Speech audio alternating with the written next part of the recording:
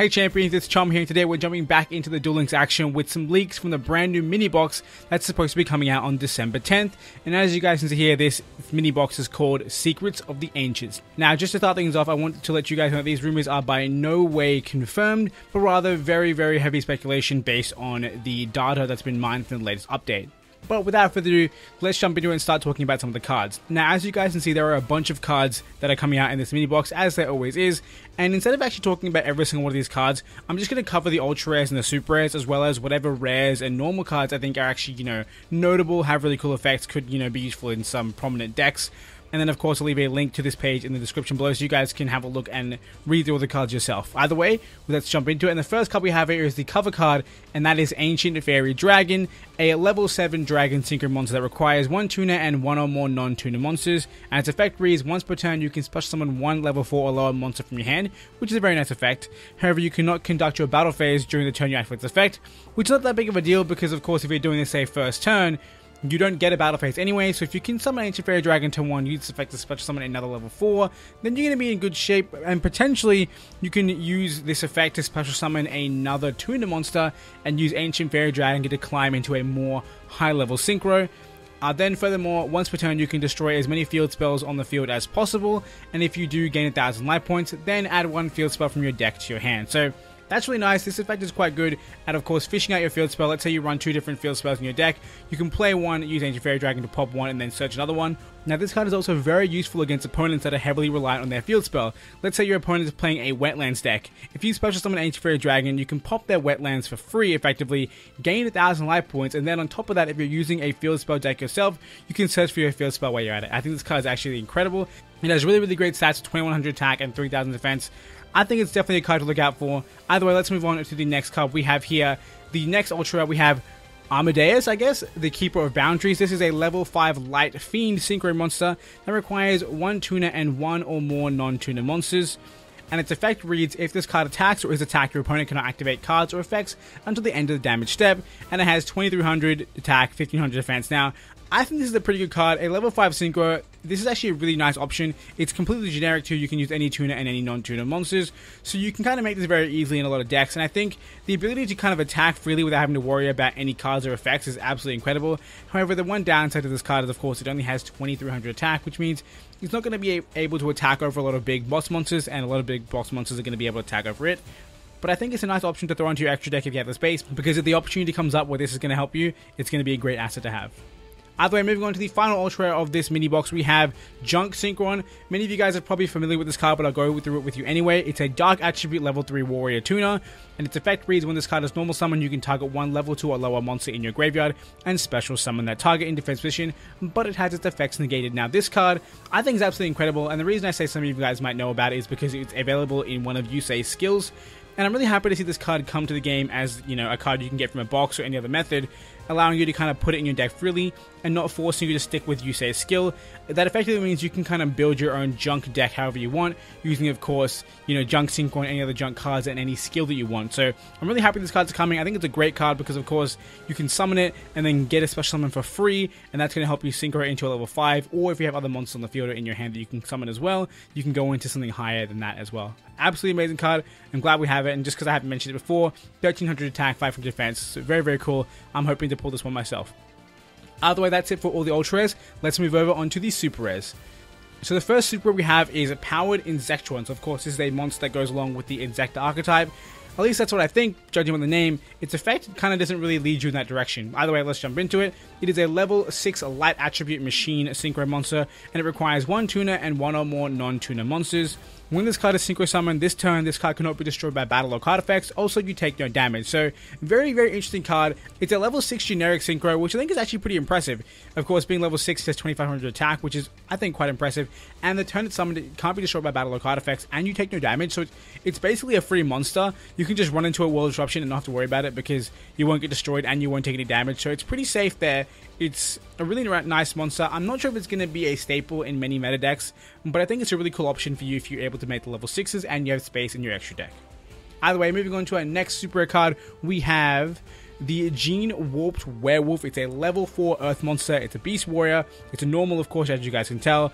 This werewolf has been given incalculable strength through horrific genetic manipulation. Its gentle nature was completely wiped out, and it now lives only to unleash destruction. So this card is a 2000 normal monster, vanilla of course, which means of course we have another 2000 4-star monster in the game, which again is kind of pushing that boundary of power creep in a way. I mean, it's not the first 2000 attack level 4 vanilla we've had, but this one is now a super rare.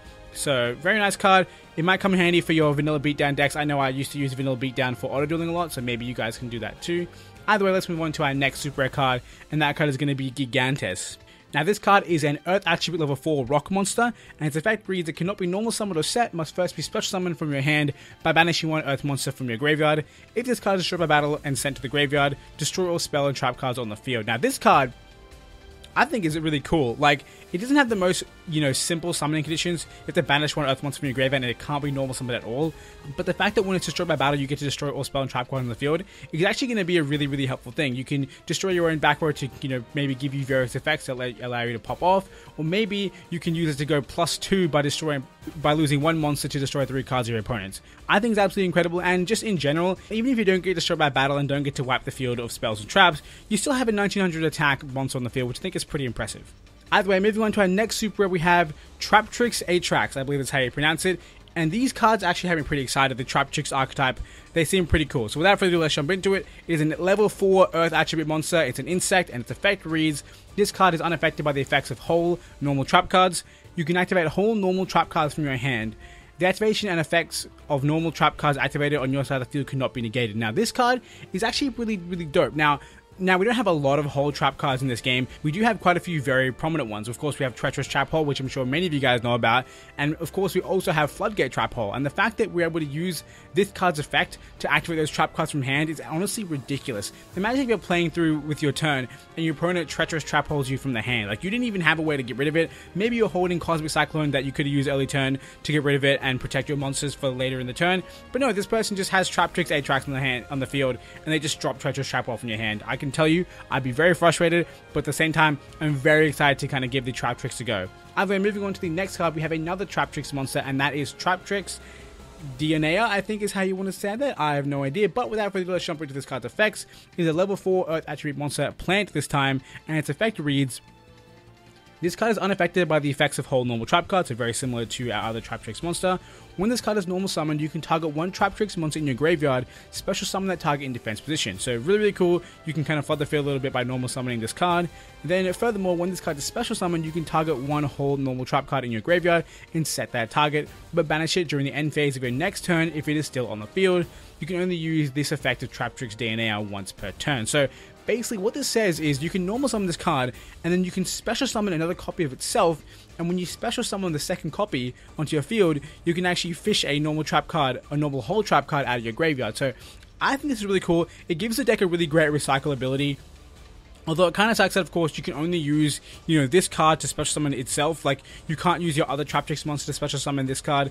So it's kind of a negative in that sense. But if you do draw into 2 with this Traptrix monster, you can actually really pop off and keep looping your Treacherous Trap Holes, your Floodgate Trap Holes. You can do a lot of fun things with this deck. I think it's going to be absolutely amazing to try out. I wouldn't say it's going to be meta, but it's definitely going to be a really fun troll deck.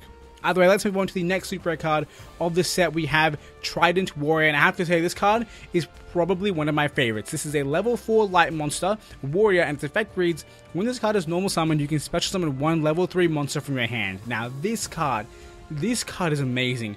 This card is an instant level 7 synchro. Now, of course, some synchros aren't able to be used because they require specific monster's material, but if you're making a generic monster, Trident Warrior is absolutely incredible. You normal summon this guy and then use this effect to special summon any level 3 monster from your hand. Of course, that can include a tuner, and then you can synchro away to make something powerful like Anti-Fairy Dragon or Black Rose Dragon if you happen to have that in your extra deck. And I think this card's amazing, and even if you don't get to pop off with its effect, it is still an 1800 attack monster with some pretty decent defense at 1200.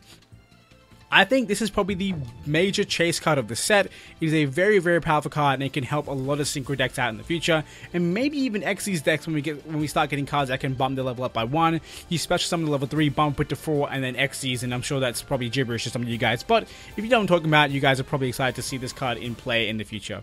I think this is probably my favorite card of the entire set, but without further ado, let's move on to the next card. We have Delta Flyer, and this card is actually an incredible card to be combined with Trident Warrior. Of course, you guys can see it's a level 3 wind attribute monster. It is a dragon tuner. Once per turn, you can select one other face-up monster you control and increase its level by 1. This card, of course, has 1500 attack and 900 defense. Now, the best thing about this card is, of course, you have some level modulation. Combining this card with Trident Warrior means you can special summon Delta Flyer, use its effect to make Trident Warrior level 5, and then you're able to go for a level 8 Synchro as well. So you have options. Trident Warrior plus Delta Flyer equals either a level 7 or a level 8 Synchro, and I think that's a really, really nice little engine that you can kind of smack into your Synchro deck to hopefully help you succeed in reaching the Synchro monsters that you're trying to make, so you can ideally win your duels in style. I think these two cards are really incredible, and again, like I said, if there was any cards I wanted from this box, it's definitely going to be these two, primarily Trident Warrior though, because Delta Flyer ain't much without your big boy Trident Warrior on the field. Either way, let's move on to our next super rare card. We have the Verdant Sanctuary. This is a continuous spell card. When a face-up insect monster is destroyed and sent to the graveyard, its controller can add one insect monster with the same level as the destroyed monster from their deck to their hand. So really, really cool. Really, really interesting that it actually helps both players on the field. I find that really interesting because it's not a field spell. It's actually just a continuous spell that takes up a slot on your field but can help your opponent. But realistically, what are the chances that both you and your opponent are using insect monsters unless the deck is meta? Either way, I think this card is actually quite desirable if you're playing an insect-based deck, because you can actually effectively search any insect monster. When one of your insects happen to be destroyed, you're actually able to search out a second copy of the card, which of course is going to be super, super useful for you, or you're able to kind of tag different things in and out. If you, let's say, have 2 or 3 different level 4 insect monsters, you can go from one to the other and then back to the first one or even onto the third one. So I think it gives you a really cool way to kind of keep resources in your hand and keep kind of pushing forward with your insect's attack. I think it's a really, really cool card. Again, I don't think it's going to change anything for the insect archetype as a whole. I don't think they're going to become meta, but you might want to run 1 or 2 copies of this card in your insect deck if you happen to play that. Either way, moving on to our next super rare card, we have Lair Wire, a normal trap card. This card's effect reads, remove from play 1 insect monster from your graveyard and select 1 monster your opponent controls and destroy the selected target. So this is actually a very old looking card, judging by the effect that's written on this card. It has kind of really old school text, but I think it's pretty interesting. It's probably going to get an errata for Duel Links, maybe, I don't know. We'll see what happens. But either way, it's a very interesting card. Again, it's more insect support, and it's pretty surprising we're getting so much insect support. This box is called Secrets of the Ancients, but you're going to realize this box is actually all about insects and beasts, which is really interesting because we have had insect-themed and beast-themed mini-boxes in the past, and it's kind of like smacking those two together. It's really interesting. But regardless, really nice card. You're able to use monsters in your graveyard to fuel destruction, which I think is pretty impressive. It's, of course, quick effect destruction, meaning you can kind of disrupt your opponent during their turn. And a lot of the times, your graveyard isn't actually a really big resource for your deck, so being able to banish something from your graveyard isn't a really big loss, but instead you get to kind of disrupt your opponent, like I said. So a really nice card if you're playing insects. I don't know if you'd run multiple, but 1 or 2 copies is pretty decent in my opinion. Either way, moving on to the next card, the final super rare card, we have Traptrix Trap Hole Nightmare. Now this card is a Traptrix, of course, archetype card. It's a normal trap. When an opponent's monster that was special summoned this turn activates its effect on your opponent's field, negate that effect, and if you do, destroy that card. So, really, really cool card. It's a very powerful negate, in my opinion. A lot of the best monsters in the game are special summoned, and of course, being able to negate the effects of those monsters are very, very impressive. And the fact that this card is actually generic, you can kind of smack this into any deck you want. You don't necessarily have to be playing Traptrix cards, but the fact that it is a Trap Hole Nightmare means that the Traptrix monsters can search this out and recycle this card. So, really, really incredible in my opinion. I definitely want to try Traptrix. They're going to be a really, really fun archetype to mess around with. I think this card could see some play in just generic decks. Being able to run this card as a free negate, I think is absolutely incredible, because not only do you negate the monster's effects, you actually get to destroy the card itself. So, I mean, let's say your opponent's Anki activates this effect to search out their second Mars Change, pop that. Let's say your opponent's Blue Eye Spirit Dragon activates this effect to, banish it back row, negate that, pop that card. It's a very, very nice effect, and I definitely love it. The only downside to this card is, of course, that it is not a counter trap, meaning your opponents can chain to it, meaning that it can't be activated at any time. So that is one downside to it. But of course, it being a normal trap has its benefits in the way that it can be utilized with the Traptrix monsters, which is of course the whole point. Either way, that's it for the super rare cards in this box.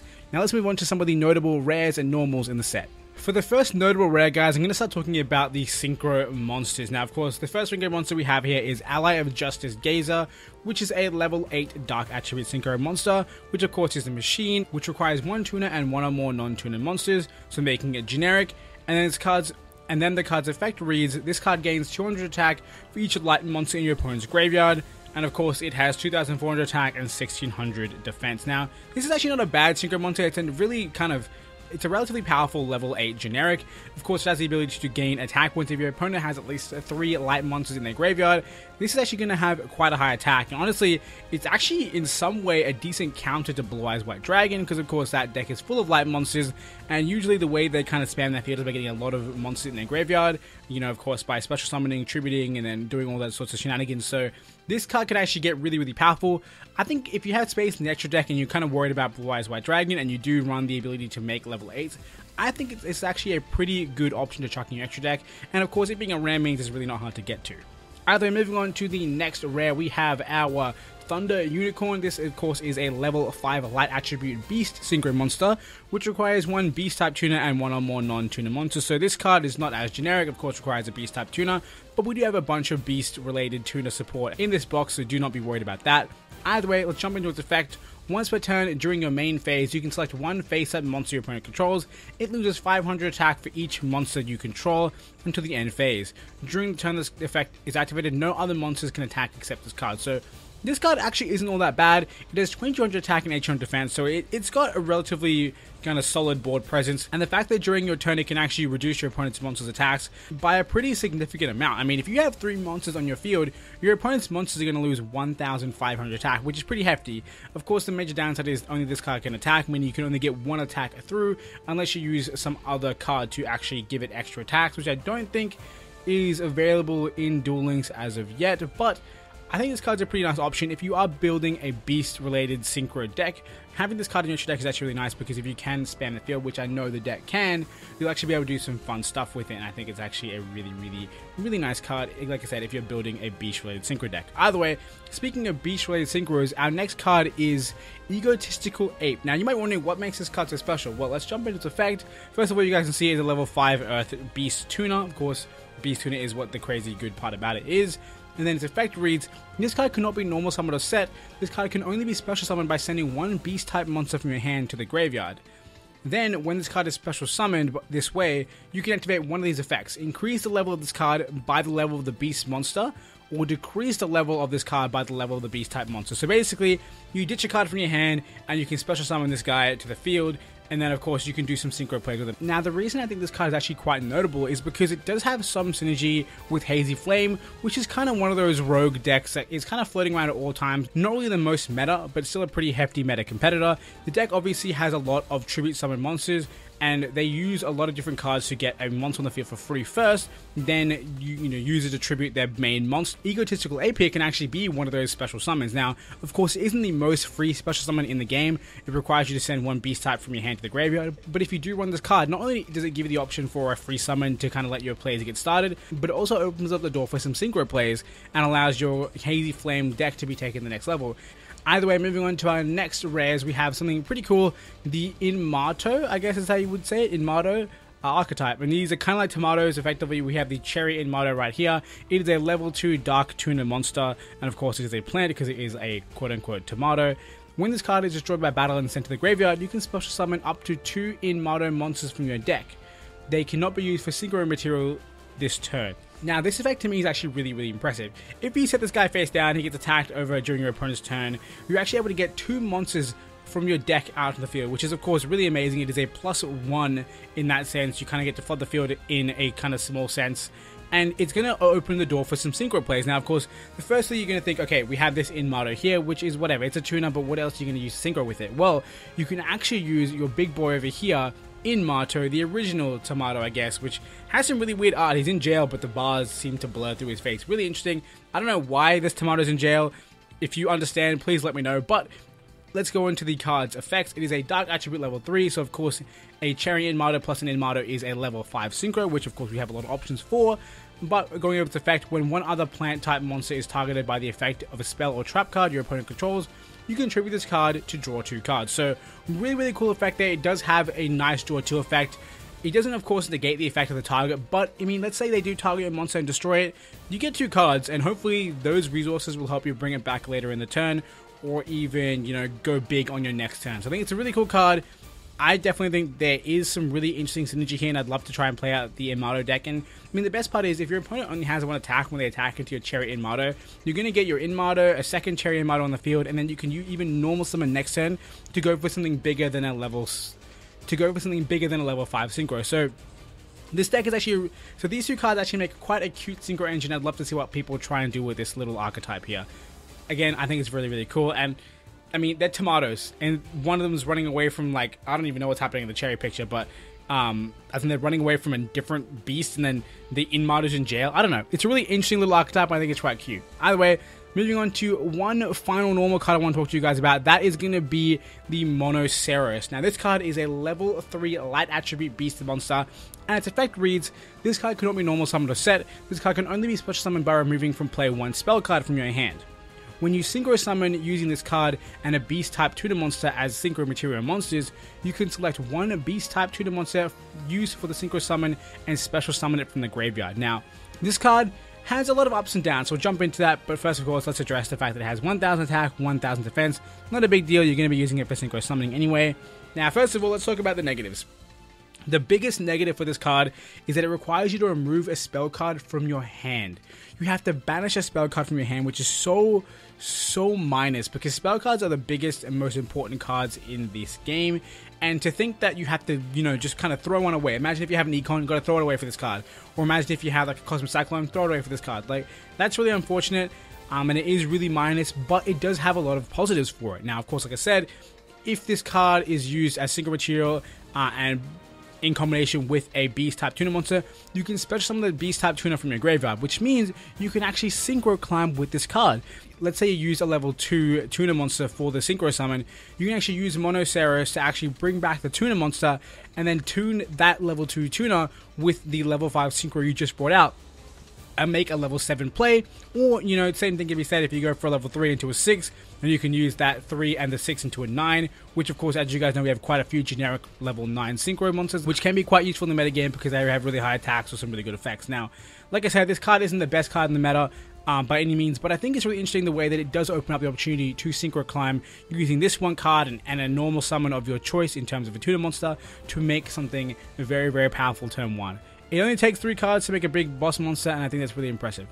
Either way, that's going to be it for all the cards I want to talk to you guys about in this box. There are a few other good ones in here by all means, but I didn't want to make this video really, really long. So, like I said, feel free to go into the description below and follow the link to find yourself at this page, and you can have a read of all the different cards in this set. And of course, once you've had a read through all these cards, or even if you just listen to what I've had to say, let me know what your favorite card in this box is and what you're most looking forward to. Like I said, for me, it has to be Trident Warrior. The fact that this card on normal summon can special summon anything that's level 3 is absolutely incredible. Opens up a lot of really great level 3 Synchro plays, and of course, Delta Flyer in combination with that opens up level 8 Synchro plays as well. So really, really cool card. Definitely looking forward to it. And of course, as an archetype, I think I'm most looking forward to Traptrix. However, in Martyr was actually quite cool, and I'd love to try that out. It seems pretty cute. Either way, guys, that's going to be it for this video. I hope you guys enjoyed it. If you did, hit that like button. Of course, if you guys want to see more Duel Links content in the future, which will of course include more leak and news breakdowns, some pack openings, as well as some ranked climbing and other shenanigans, make sure you hit that subscribe button because there's plenty more Duel Links content coming very, very soon. Either way, I want to thank you for watching. Hope you guys enjoyed once again, and until next time, I hope you have a wonderful day.